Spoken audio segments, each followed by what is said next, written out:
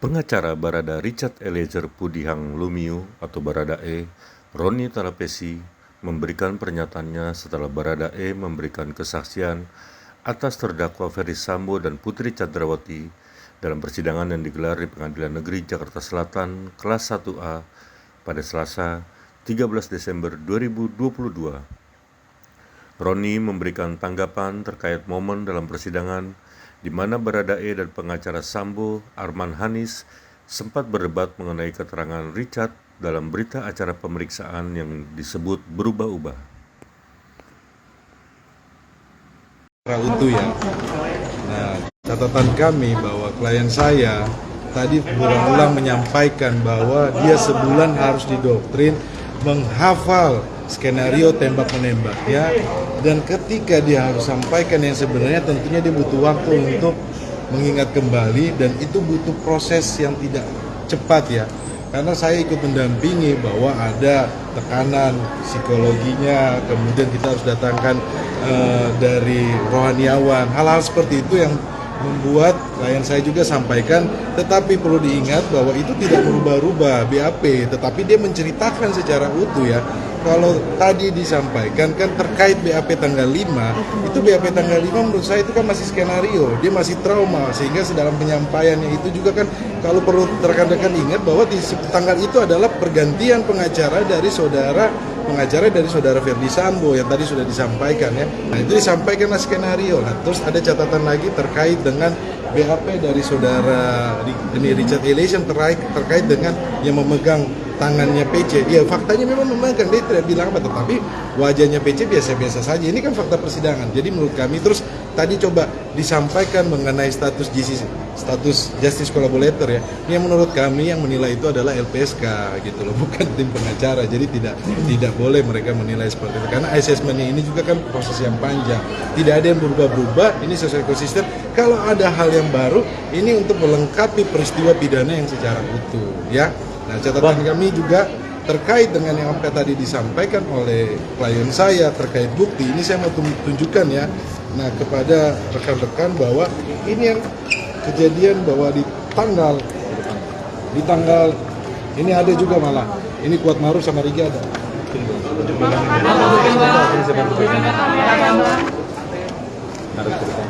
Nah, taruh di dalam. jadi begini loh. Ini kami mau foto ya. Ini kan saudara PC memakai gelang ya. Ini memakai gelang yang kami mengambil foto kemarin. Kalau teman-teman lihat di sini, ini ada gelangnya tapi agak kecil ya. Tetapi teman-teman bisa melihat. Nah, yang ajaibnya hari ini adalah PC sudah tidak memakai gelang tersebut. Saya tadi sempat foto lagi. Kiri sedikit bang. Betul. Kiri sedikit bang. Kiri lagi, Roni. Kiri bang. Kiri abang. Bang kanan bang kanan. Kiri. Bang boleh kiri bang. Lagi bang lagi bang. Terus. Oke.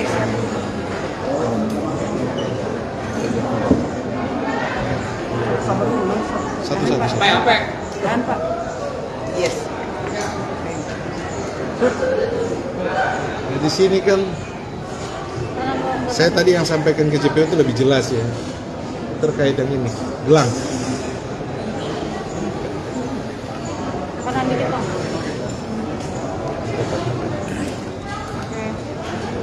Ini yang screenshot ya, tanggalnya ini ya. 10 Juli.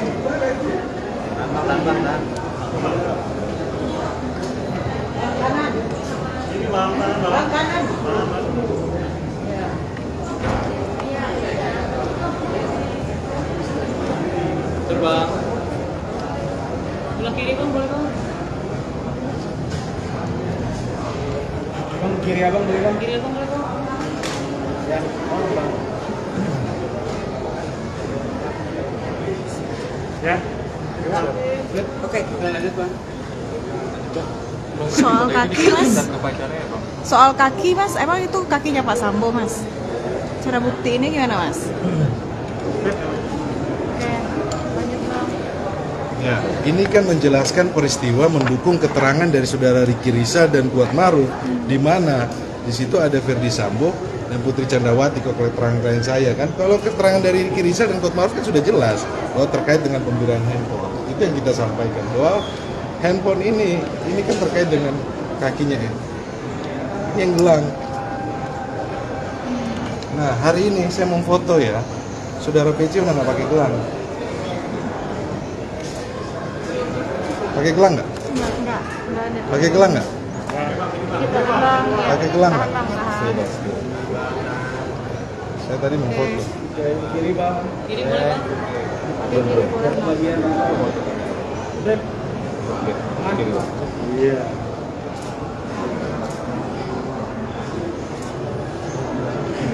Ini lagi, Pak. Airnya redup bang. Airnya redup. Yes. Kan simpel. Kalau seandainya tidak terjadi apa-apa ya tetap aja pakai gelang gitu kan. Itu kan kalau seandainya dibantah hari ini terkait dengan foto tersebut yang disampaikan oleh klien saya. Jadi beginilah, terkait dengan keterangan klien saya adalah keterangan peristiwa pidana yang secara utuh ya, bukan peristiwa pidana yang sepotong. Dalam persidangan ini kemudian hal-hal yang muncul tentunya hakim akan berpatokan terhadap keterangan yang di muka persidangan ya. Terkait status JC tadi saya sudah sampaikan bahwa sampai saat ini LPSK tetap mendampingi, tetap mereka coba sampaikan saudara Richard Eliezer merubah BAP. Kalau saya mau sampaikan kepada publik, berapa kali mereka merubah BAP? Banyak kali juga. Sampai saudara Ricky dan saudara Kuatmaruf harus merubah BAP untuk mengikuti BAP mereka. Itu catatan kami sudah sampaikan di persidangan gitu ya. Tapi kalau mereka coba menyudutkan Richard Eliezer, menurut saya hakim akan menilai dan publik akan menilai. Buat kami, biarlah proses penegakan hukum ini berjalan dengan baik dan transparan. Kalau terkait tadi dengan beberapa penasihat hukum dari kedua terdakwa berulang-ulang, itu maksudnya untuk mereka mengelabui kembali si Richard, Iya, itu seperti apa? jadi mereka coba untuk menyudutkan Richard Eliezer sebagai seorang justice collaborator yang membuka kotak Pandora, ya kan? Mereka coba menyudutkan bahwa Richard Eliezer ini tidak berkata jujur. Nah ini dari awal kita sudah sampaikan ketika mereka menyudutkan Yosua, kemudian bukti-bukti terpatahkan. Sekarang mereka mau menyudutkan Richard Eliezer, ini maunya apa? Ya kan? Masa mau semua mau disudutkan begini kan? Tetapi begini loh, kita berpatokan terhadap persidangan ya, fakta. Apa yang disampaikan di muka persidangan itu merupakan fakta dan itu menjadi suatu rangkaian peristiwa pidana yang utuh. Itu kan majelis hakim sudah menyampaikan seperti itu. Jadi kalau seandainya hak dari para pengacara terdakwa sampaikan gitu silakan saja, tetapi mengenai bukti ini kita sudah sampaikan ke muka persidangan, biarlah majelis hakim yang akan menilai. Baru nih tadi kuasa hukum dari PC Febri sempat maju ke depan dan bilang bahwa bukti ini tidak relevan karena tidak terlihat amplop di meja itu, hanya ada kaki. Kan begini loh, fotonya begini. Ini kan tadi disampaikan bahwa sama Richard Eliezer bahwa meja ini kan panjang. Meja ini kan panjang gitu loh. Ini tangan nih, ini kan meja panjang. Ini kan orang kakinya begini. Amplopnya ada di sebelah sini. Ya artinya tapi yang dipermasalahkan silakan. Tidak terlihat dalam foto itu. Kalau kami adalah kenapa kami harus buktikan ini? Kenapa? Karena PC membantah bahwa dia ada di lantai 2. Ini adalah petunjuk, ada gelang tangan kelihatan gelangnya saudara PC, dugaan kami ini adalah PC kan, itu yang kita sampaikan ke persidangan gitu kan. Kalau disampaikan mengenai uang, ya uangnya ada di sebelah sini, tidak terfoto jelas. Ini gelangnya ini, ya kan? Saya pikir ini merupakan anugerah dari Tuhan ya, sehingga kita lihat bahwa ketika disampaikan bahwa Richard Eliezer keterangannya tidak sesuai, tetapi Tuhan memberikan jalan kepada adik kami ini Richard Eliezer karena handphonenya yang awalnya dianggap rusak dikembalikan kepada orang tua. Ternyata di handphone tersebut menyimpan bukti foto yang sangat penting terkait dengan keberadaan dari saudara F. Ini kita juga sampaikan juga bahwa klien saya sempat memfoto begini, iya kan? Dia dalam posisi waktu itu diperiksa di Propam. Ingat jamnya berapa? 7:30. Ini kan sesuai dengan keterangan klien saya. Mereka sampai 7:30, jam 8 mereka diperiksa kan, ya kan? Kiri bang. Ya. Ini handphonenya masih ada loh sebelum mereka disita. Nah ini semua alat bukti handphone ini sudah kita serahkan kepada jaksa.